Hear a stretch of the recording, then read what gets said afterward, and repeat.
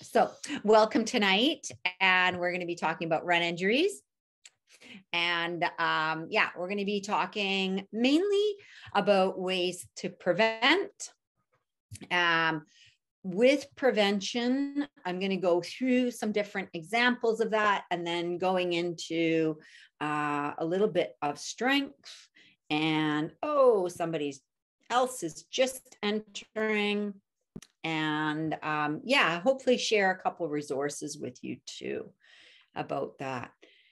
I think one of the big parts of running is a lot of times people are told, oh, running's bad for you, it's too much impact on that. And there's definitely a risk. Oh, more people are coming, hang on. All right, you guys might get to hear this again and again and again and again. Because I wasn't being patient.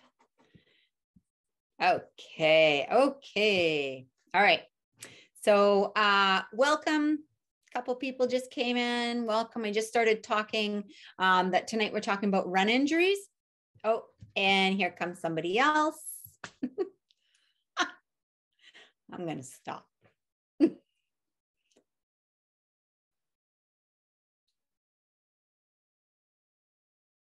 Great. There we go. All right. Yes. So, as I mentioned, we're talking about run injuries tonight. And no, I know I've said that 5 times now. Okay. So yeah, so our best way to not get injuries is to focus on prevention.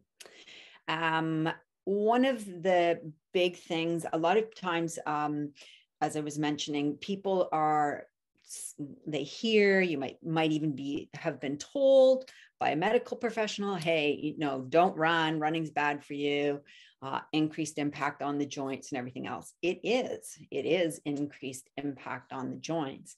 And that is why doing some prevention, either strengthening, core strengthening, getting a biomechanical assessment, looking how you're running, making sure you've got the right shoes, all of these things come into helping prevent injury.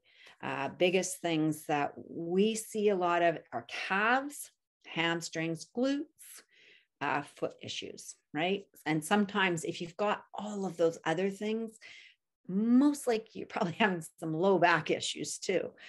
So when we look at this big umbrella of running injuries, there's so many different things that might happen.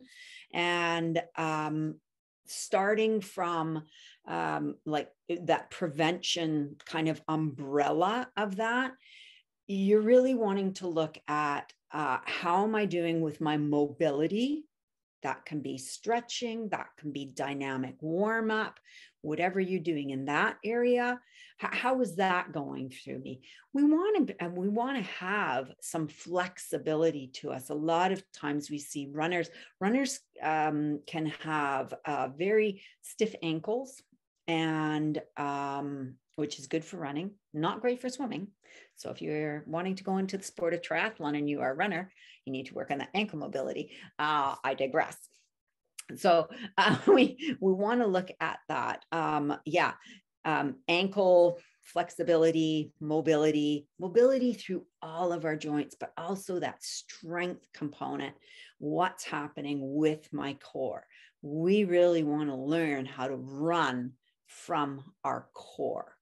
So that will be looking at core strengthening exercises. And when we think of core strengthening exercises, and especially when we think of them in that context of running, single leg balance and offset with a weight held in one hand, you're standing on the other leg. That's a great way to start to strengthen your core for running. Okay. So thinking about those things, I will offer you guys some suggestions towards the end of some specific run strengthening exercises that they're very simple that you could incorporate that will target core. Okay. A lot of times people say, well, my core is strong. I do tons of sit-ups. Sit-ups aren't necessarily going to strengthen core. They might be strengthening different abdominal muscles, that we have many layers of abdominal muscles. So you might not be targeting core. You really want to look at running is this bilateral, right, movement. And I want to see, a great thing to do is to hop up and down on one leg or run on the spot and watch yourself in the mirror. Watch what's happening with your hips. Watch what's happening with your knees. Watch how your feet are hitting the ground, or your ankles. You might start to see, oh, something's collapsing, or I'm always got this, my body always has to tilt over to, my right side every time I lift my left leg. Oh, okay. Be curious about all of that. And then maybe look at getting some strength work to say, when I lift one leg and the other, I should be solid in my core. Okay. And that I could do that. And I don't have all that wibbly wobbly with my hips happening. So those kind of things are great prevention stuff. So I did start to talk about that prevention and thinking about strength is going to be one of your prevention things to do. Your mobility, doing mobility work, whether that is you're stretching prior to running and you're doing some stretching after running. Now, I will say that there's different types of stretching that you might want to do pre-running versus post-running. So before my run, I'm going to do more stretches that might be dynamic in nature. That means that there's a component of movement happening, okay, when I'm doing my stretching. So think about how you're putting that into your warm-ups. So that might be, I'm doing some walking lunges with raising my arms. I'm doing some lateral lunges. I'm bending down to touch my toes. I might be doing some of these kind of sweeping motions, hip hinging, anything like that.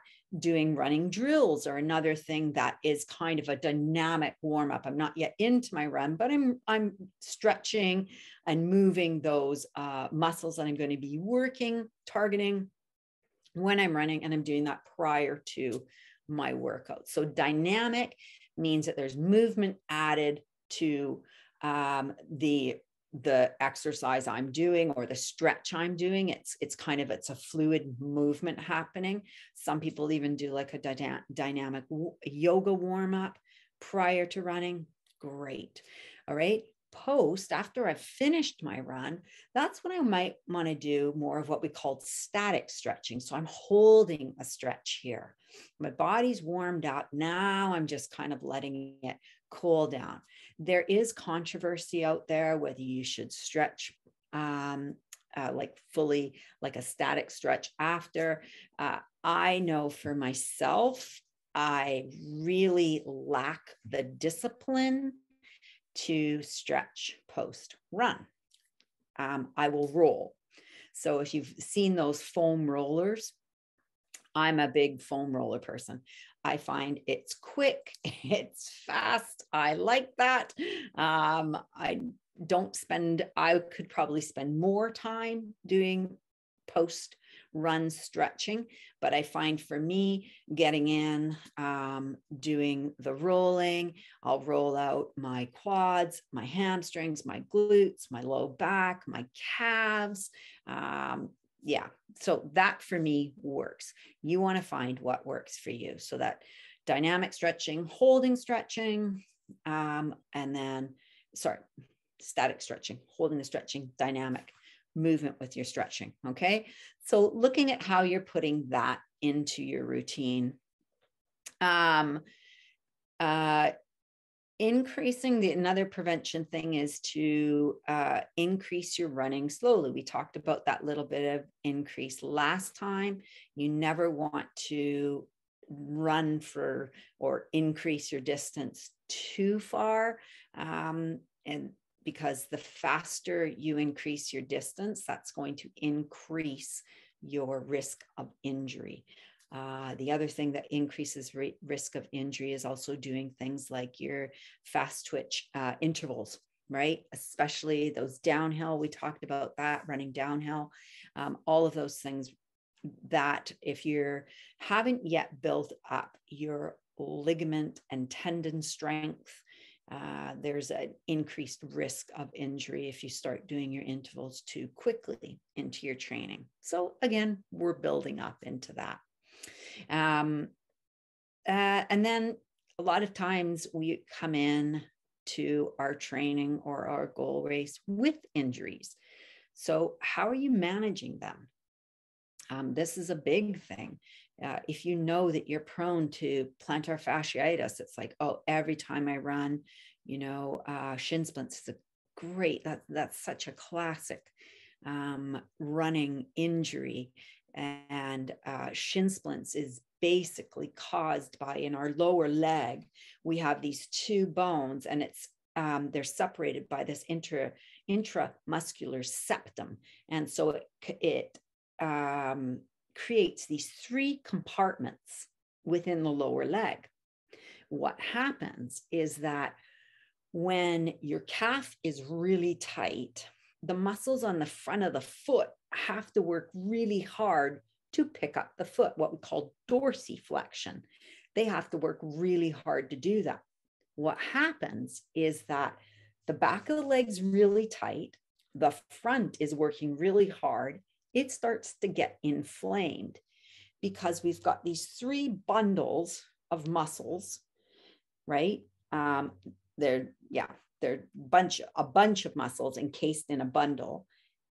Those muscles that are overworking start to swell and create pressure in all the other ones. That's where people get what they call shin splints.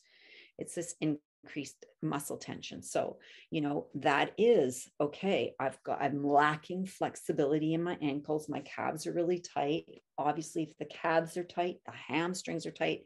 And yes, I am using my arm instead of my leg. I know that. Just clarifying with everybody.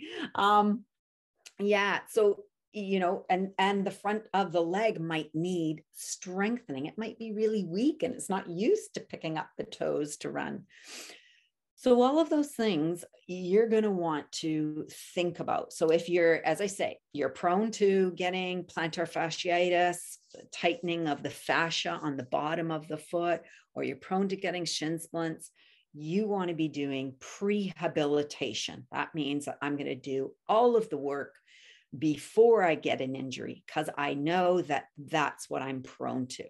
I'm definitely prone to, after my years of running, I know that when I start to get my plantar fasciitis, that for me is my cue that my hips are out of alignment. And so for me, it's I'm a person who likes to use a chiropractor to help adjust my hips. Many people go to physio for this. It doesn't matter what medical professional that you are using to help you get back into a state of alignment, helping you run pain-free. You want to find what works for you. Okay, me and my hip alignment, boom, I'm done. I'm off running again. So as I say, that's something that I learned through my years of running, that's what works for me. And so as you go, just start to think about all of these things. If this is your first running event and you've never had running injuries before, you don't know if your body is good or not, great. You're going to still work on strength, single leg strength, balance. If a niggle starts to come up, and a niggle is just like something that's aggravating you, seek professional help, seek medical professional help, and get something dealt with sooner than later. A lot of times we think, oh, it'll go away, I can run through it.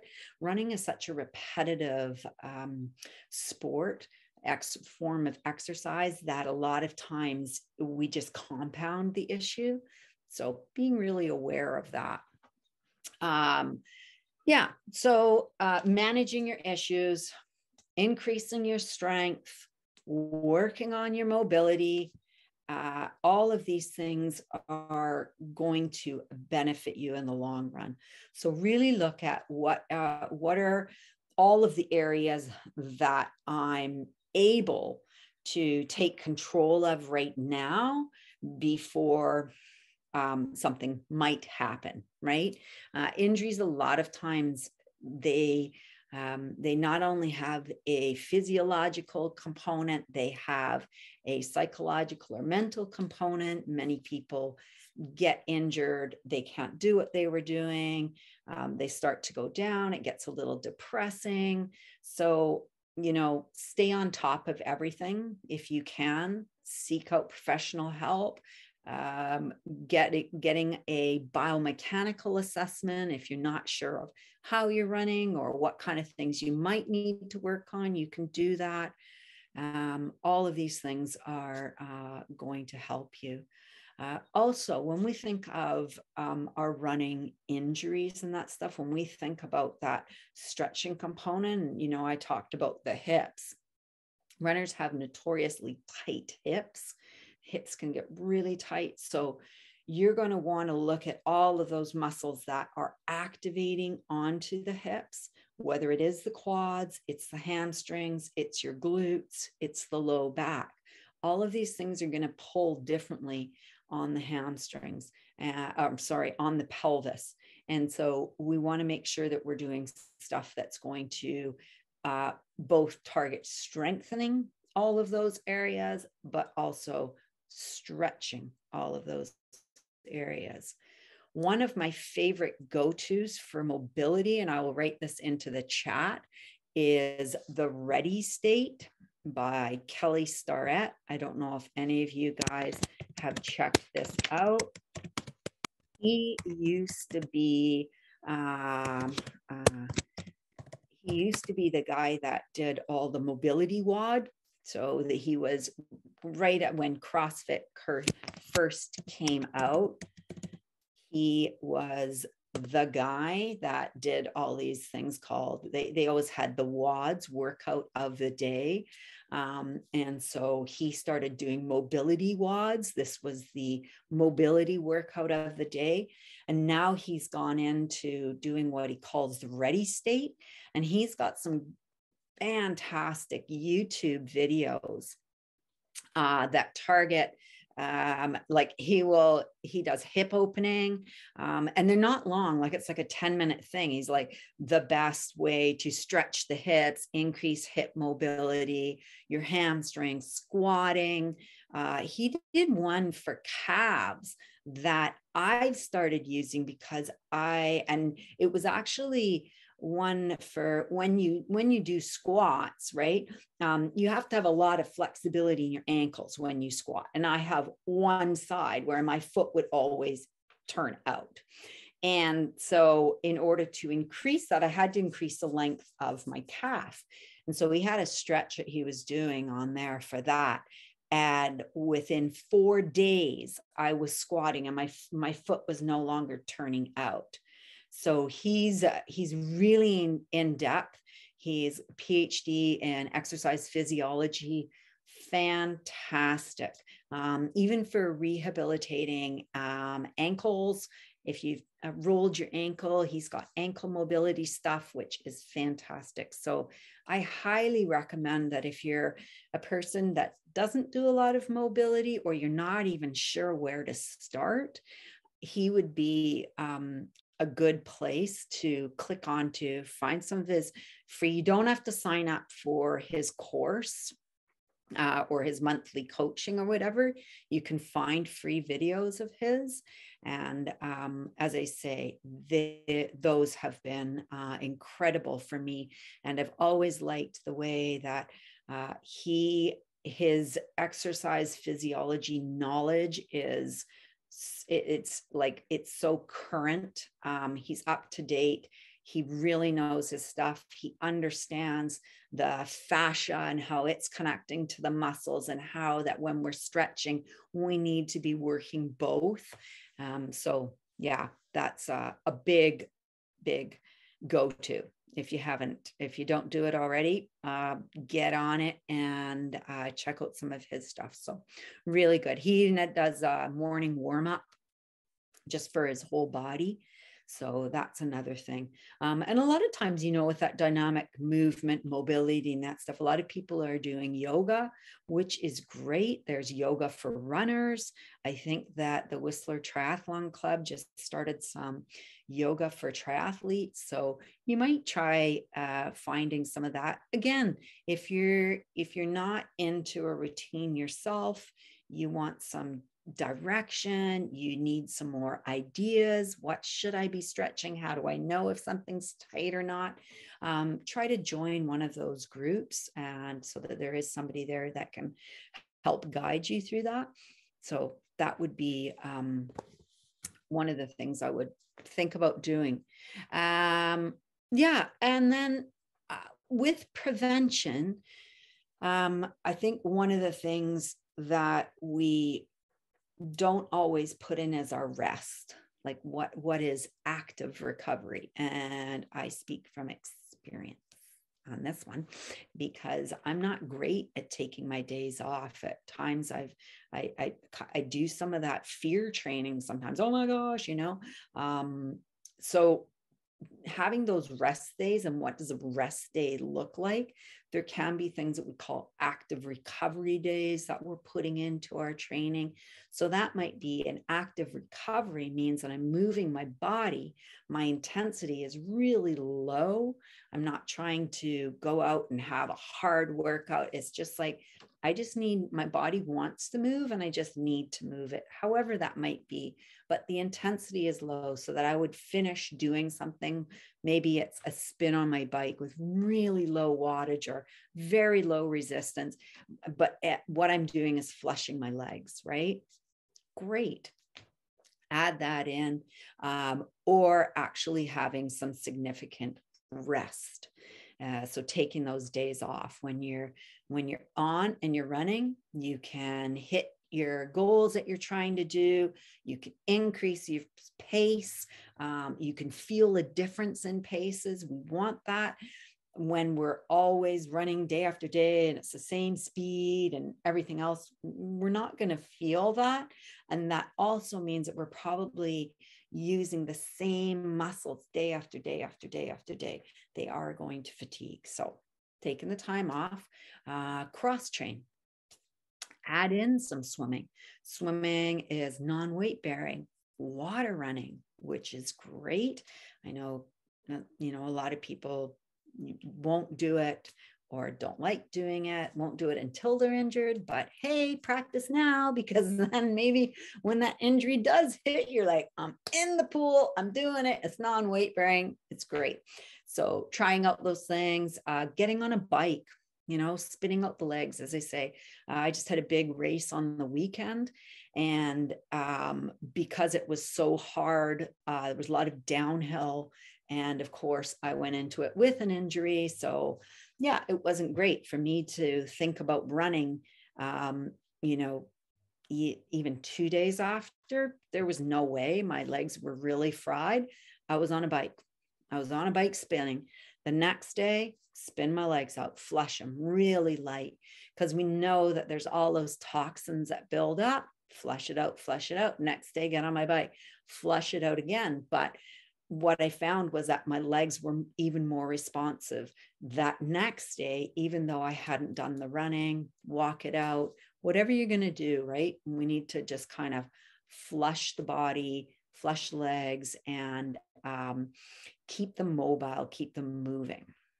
All right. So something to think about.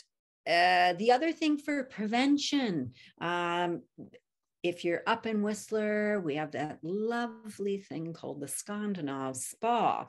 So that's what we'd call hydrotherapy, going from a cold bath to a hot bath. And what that does is help. That cold is vasoconstriction, constricting all the blood vessels. The hot, vasodilation. The blood is flushing through. We're flushing through toxins and everything. Hydrotherapy is just amazing. So and maybe you're just doing the cold, maybe you're liking a lot of that Wim Hof stuff right now. You're into the breathing, you're into the cold therapy. Cold therapy, water therapy is great. Okay. There are risks with that. So make sure that you are healthy enough that you can stand going into some very cold water. But hydrotherapy is great. And you don't have to do full submerge with the body if that's not your cup of tea. After long runs or whatever, even just walking in and getting ankles, maybe knees, ankles, feet, you're still going to have effect on helping the recovery process. So think about that. And again, that might just be that it's cold water therapy that you're doing. That cold water is going to help reduce inflammation of the body. So maybe you're doing that and that's it. Okay. So that can be done in a bathtub, at home, in a foot bath, whatever you've got available. If it's still really freezing cold up in Whistler or elsewhere. But cold water therapy. So hydrotherapy. So a few things on that prevention side. So you want to look at how are all of those things being incorporated into your training right now, because prevention training needs to become part of your training. I talked in the beginning about single leg work. And I might not have talked about that, but I talked about strength training. And with that strength training, I was going to talk about single leg work. When we run, again, it's bilateral, it's hopping from one leg to another. So we want to think about when we're adding in a strength component to our training, it does not have to be huge, heavy weights that you're doing and Olympic lifting, whatever. I would say some great stuff is doing single leg exercises. Great one is single leg sit squats. So you don't need to go to a gym to do these. You need a chair that does not have wheels on it. On a hardwood floor, okay? You need a chair that is stable, that you can sit in, that it's not going to fly away when you try and sit on it. So standing on one leg, sit your butt down onto the chair and pick yourself back up. This is a great way to even test your own leg strengths, okay? Can I do 10 or 5 sit squats on one leg? And can I do the same on the other? You might find that it's like, whoa, my gosh, on my left leg, I can't even get out of the chair. Okay, that's telling you that there's a little bit of an imbalance there with that leg strength. So thinking about targeting that. If you are into a gym, single leg press, I would do that on a leg press, 10 on one leg, 10 on the other. I would also do it with my hamstrings. Okay, 10 hamstrings, single leg curls on one side, 10 on the other side. So thinking about adding in that single leg strength, there's another fellow who I follow, runsmart.com, This guy should be paying me, I tell you. He's got some great training stuff too. Sorry, I'm gonna find that. He's got some great single leg running exercises. I love his videos. I use a lot of his single leg run strength stuff, whether it's a hip hinge, he does lunges with rotation, all of this. Great for running form. We want running specific exercises. So his stuff is really good. The other thing is calf raises. You know, a lot of us don't do the calf raises, but when we think about running and as we're pushing off, we're doing that toe off, we're targeting into the calf, the soleus muscles, and we need glutes for extension. We need our hamstrings to pull that leg up, quads kick the leg forward. So thinking about breaking down that running stride into the different muscles that are required for us to run for a long amount of time. adding those into your run strengthening. And you know what I think I will do now that I'm talking about all of these? I'd like to do, maybe not next week, we're going to be talking about muscle strength, but the week after that, let's come with our exercise stuff on and go through some single leg strength series. And I'll do that with you then. Yeah, so that one is great. I talked about core strengthening too. Planks are wonderful for core strengthening. I always recommend, if you're doing your front plank, don't have your hands together like this. Always do it with your hands apart. And the reason for that is that when people go into bringing their hands together and both hands are clasped or whatever, you're actually incorporating some of your pecs to hold you there.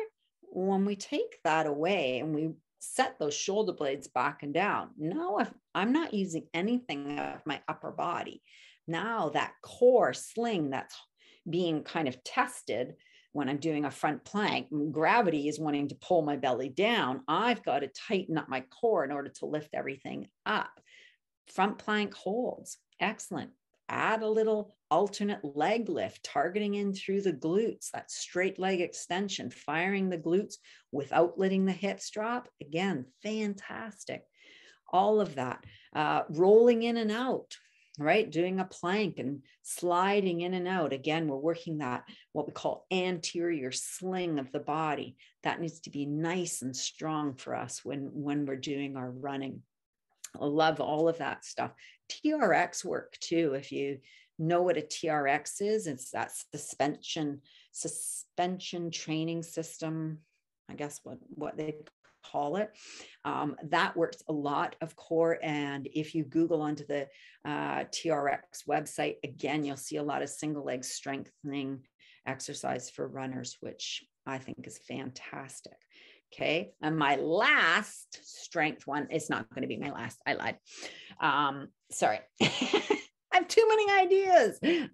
So a great strength training. If you're thinking that you're doing either the half marathon or the 30K run for this, I mean, you can really use this strength training for anything, but I find for trail running where you're having to do a lot of hills, that one of the best strength training exercises you can do is weighted step ups. So holding dumbbells in your hands, climbing up onto a box that is challenging. So that means the height is challenging without being too compromising for your biomechanics. What do I mean by that? Is if I step onto the box, and as I'm trying to get myself up, my knee is collapsing in, my body is lurching forward. I can't keep good, strong core form, and I'm really struggling. The box is too high or the weight's too heavy. So either take it down or lessen the weight, start to build up. Can I step up onto that box, press through my heel, fire my glute, keep my core strong, and lift my body up? Great. I want to do that repetitively with weights, always leading with that same foot. And I would do that 10 times with those step ups, keeping that strong core form, strong legs. Do that 10 times on one side and 10 times on the other for 3 to 5 sets. So working up to do 50 step ups, right? Again, if you're having knee issues and this causes you pain, don't do anything that causes you pain. Okay. Pain means that when I'm doing this, oh my gosh, if I keep doing this, I am going to physio after. No. Okay. It should be hard. Yeah. It's going to be like challenging to hold your core and hold your knee alignment. Great. If it's challenging you, fantastic. Keep on doing it. Stay away from anything that causes pain. So those weighted step ups, bang on. Those are fantastic ones to do. So try that into your programs. And then anything that's targeting glutes. So when we think about targeting into the glutes, a lot of times for running, when we're thinking of that push off. So I said that anterior sling, when we were doing plank or something, that's really important to have. But what's also important is what we call a posterior sling. So that's my low back, my glutes, and my hamstrings, calves, all of that. That we really want. People that might run with what we'd call a longer lever, meaning that their knees don't lift up or their feet don't come far off the ground. Hello, that's me. You can often be prone to getting hamstring strains. And that is because that long lever, if my glutes aren't firing strong enough, my hamstring is taking the brunt of that, pulling that leg up and back first, then up and through. Okay. So I want to make sure that I'm activating in through my glutes for that leg extension component of my running. So adding in some glute strengthening. You'll see one of the big things right now, and I see a lot of more women doing it, is the barbell across the hips, and they do a weighted hip lift. Those are fantastic for strengthening posterior sling and our glutes. And really important, if you're a person that maybe has a back issue, you can't squat heavy or anything, but you want to do something that's really targeting glutes, that's not going to put a lot of impact through your spine. Those weighted hip lifts are fantastic. If you have never done them, get guidance from either a kinesiologist or a personal trainer at the gym, somebody that knows proper form and biomechanics. Because if you're doing it wrong, it can compress into the low back. As with anything, too much weight and poor form, there's risk of injury. So make sure you're getting some guidance on that. Right. But those again are fantastic to do. So check out those. And again, if you're unsure, you can take even like a dumbbell, put it on your hips. This is that a weighted hip lift is one where some people often have the shoulders elevated onto a bench or a box, and then the knees are bent, feet are flat on the ground. So you're kind of like this, and then that weight is right in here, and then you're pressing up through the heels to fire the glutes, and those hips are lifting with that weight, and then you're coming back down. Okay. You can even do it on the floor, right? My knees are bent, my feet are on the floor.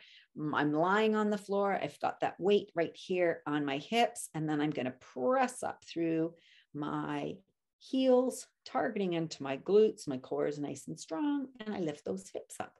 Don't you love my little stick mans, my hands? Yeah. So those again, great for strengthening that posterior sling. I mentioned this before, and that is Back in Action has the Run Rad program. Yeah, Back in Action, Run Rad program. So check that one out too, because Mike Conway, glad I remembered his name. Mike Conway has done a great little program there. He's got a lot of running specific exercises. Again, he's focusing into a lot of the single leg strengthening, and he's got 3 levels of progression for that. So that's something else that if you're wanting to complement your running, looking at that prevention thing, that aspect of your training, adding in some of that. Yeah. And all of this strength stuff, it doesn't have to take you long to do. Like getting through some of the single leg strength stuff, I can do in 10 to 20 minutes. And oftentimes, if I'm having issues with my glutes or hips, I will do my little strengthening before I go out for my run. It doesn't take me long. So just thinking of ways that you can incorporate that in. Yeah. Okay. So we've covered quite a bit, at least I have. I've done lots of talking. Are there any questions from any of you about any of this right now?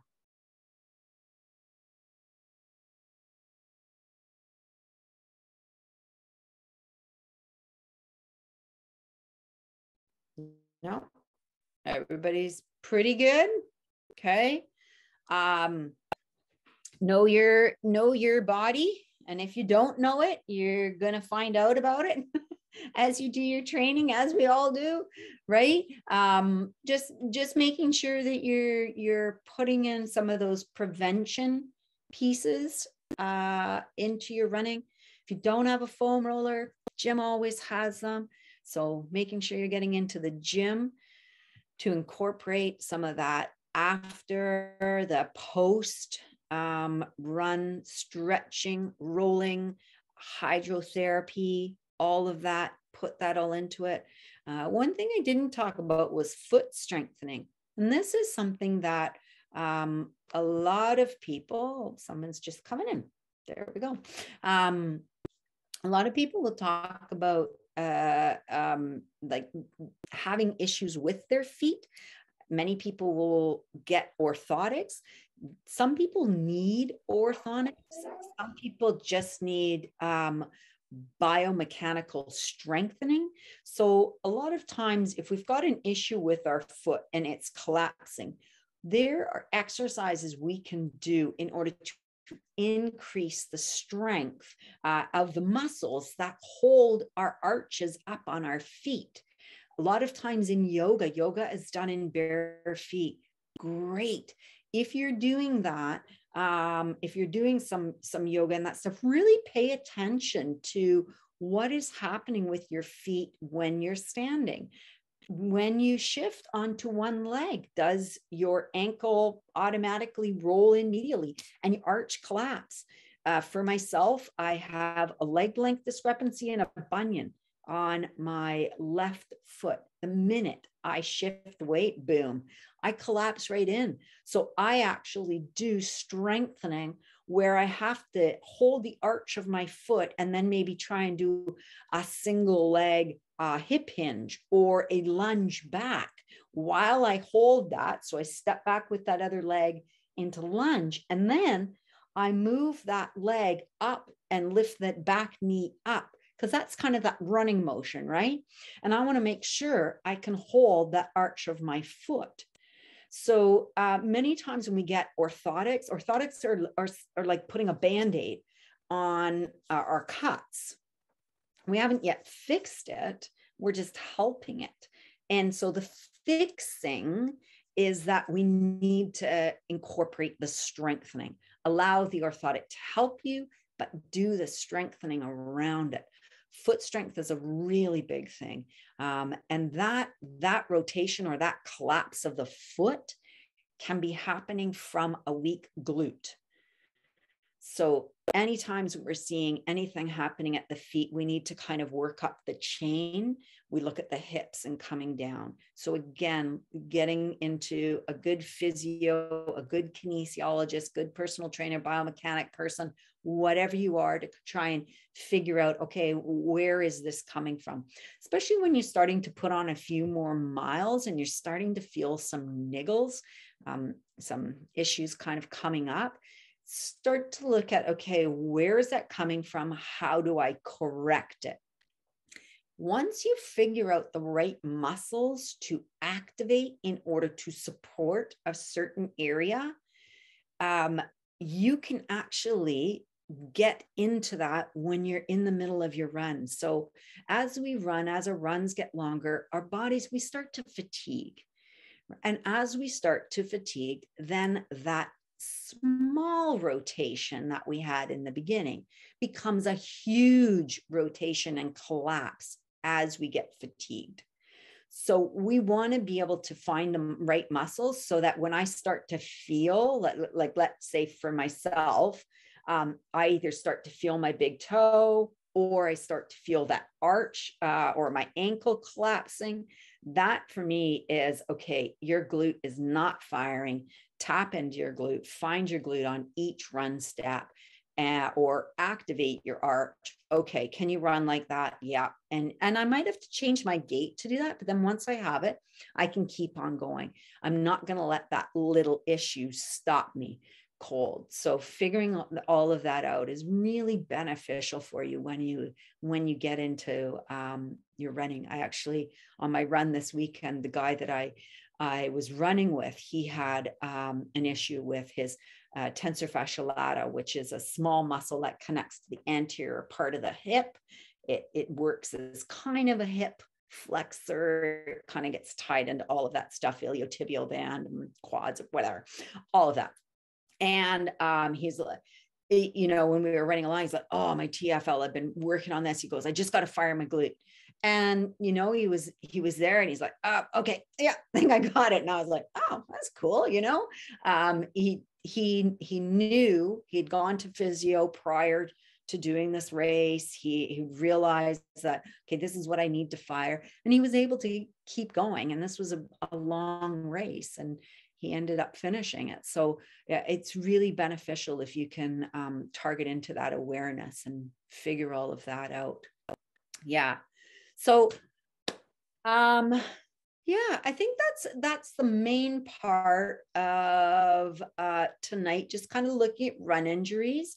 There's so many things that might happen, and so as I say, prevention is key. Start to target into understanding your body, your sided strengths. Am I strong on my right side or my left side? Do I have a previous injury on one of those sides? So if you have a previous injury to an ankle and on one side, and you know that you're limited in that ankle flexibility on that side, depending on what the issue is, you might have to either target, you know, doing a bit more mobility work on that side. You might even be looking at, how am I going to make the most of my gait in order to, let's say it's a fused ankle. Well, you're not going to have a lot of movement. It's going to compensate into another joint. And so looking at, how am I going to manage this as I'm starting to ramp up my mileage? So take everything into consideration, and putting in a well-rounded training program that's targeting everything. And I know it sounds like a lot. It doesn't have to be. I really like that KISS principle. Keep it simple. You know, as I say, for me, some of my single leg strength training before I'm going out for my run, I just kind of tie it into that running time, that time I've allotted for it. I come home. Again, I'm not a big stretcher. I like to do the rolling. If it's been a big, long run and I find that my feet or my knees, things are achy at the end, if I'm ending near a body of water, a river, a lake, whatever, shoes and socks are off and I'm walking in, getting a little bit of that, helping with my inflammation, a little bit of that hydrotherapy. So really find ways to incorporate it into your training. Maybe you're into the gym and it's just a short, quick run that you're doing. Great. You're 30 minutes on the treadmill. The next 20 minutes is, or next 10 minutes, maybe it's some core work. Next 10 minutes, it's stretching. Great. Your day done, right? That's my hour workout that I can get in. So find ways to make it work for you. All right. Giving you some resources on the side there. Ready State with Kelly Starrett, runsmart.com. He's got some great single leg strength stuff. And then Back in Action has that Run Rad program. Again, this was a couple of years ago. I haven't been on his website lately. I hope it's still there. If not, I'll try and get some documents of that and ask Mike about that. So any questions before we tie it up for the night here?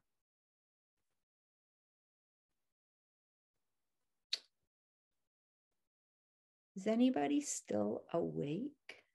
No, just kidding. It's okay. I love looking at myself on a screen and talking. This is fantastic. No, no. I hope you guys got some good information tonight. If you have any other questions or whatever, please send them out to me. You guys have my email, or email Dave and he can forward it to me. And yeah. And then what I will do is not this next week, not next week. Next week, we're going to do a bit more mental performance stuff. The week after that, come ready to do some exercises. All right. And we're going to go through some of those single leg exercises. We'll go through a whole set of them. The week after that, we're going to be doing nutrition. All right. So if you have any questions about nutrition, any things that you're wondering about, any specifics around nutrition, send those off to Dave. He can forward them to me.